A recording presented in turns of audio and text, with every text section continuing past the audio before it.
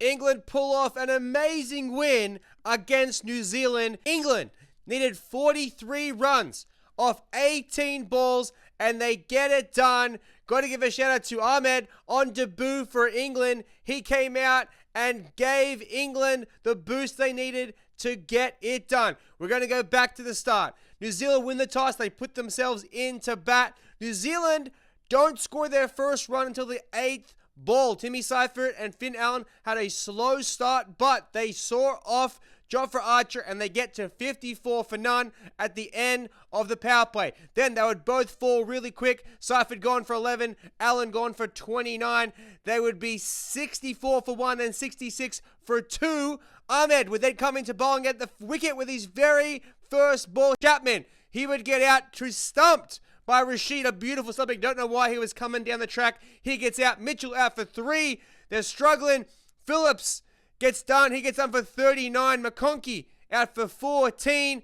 And then they end up with 159 for 7. Ahmed takes 2 for 28. Rashid 2 for 28. And Jack's 2 for 23. New Zealand's lowest score of the World Cup so far. But they had put up 168 against Sri Lanka and kept them to 107.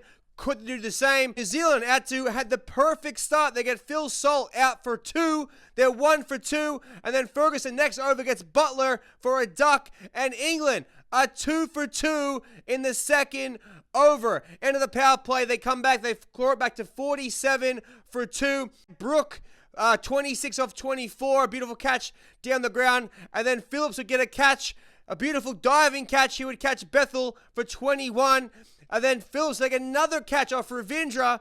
He would get Curran out, and then Bantam and Hole out in the deep, and he would be out for 33, leaving it 117 for 6, leaving almost an impossible task for Jackson Ahmed at the end, but they would pull it off. Mitch Santner would pick Phillips to bowl the 18th over, and 22 runs came from the 18th over into the 19th over. Santner would bowl, and 16 runs came from that over. Ahmed on his second bowl in a massive 6, and they just started going hammer and tong. Ahmed and Jacks would get it done. England winning by 4 wickets with 3 balls to spare. England on top of the group. They go through. They'd already qualified, but now New Zealand are in a position where Pakistan needs to win, if they can win, by 65-ish runs or more, or get the runs within 13 overs. There is a reality technically where Pakistan could go above New Zealand. Will they do it? Let's find out.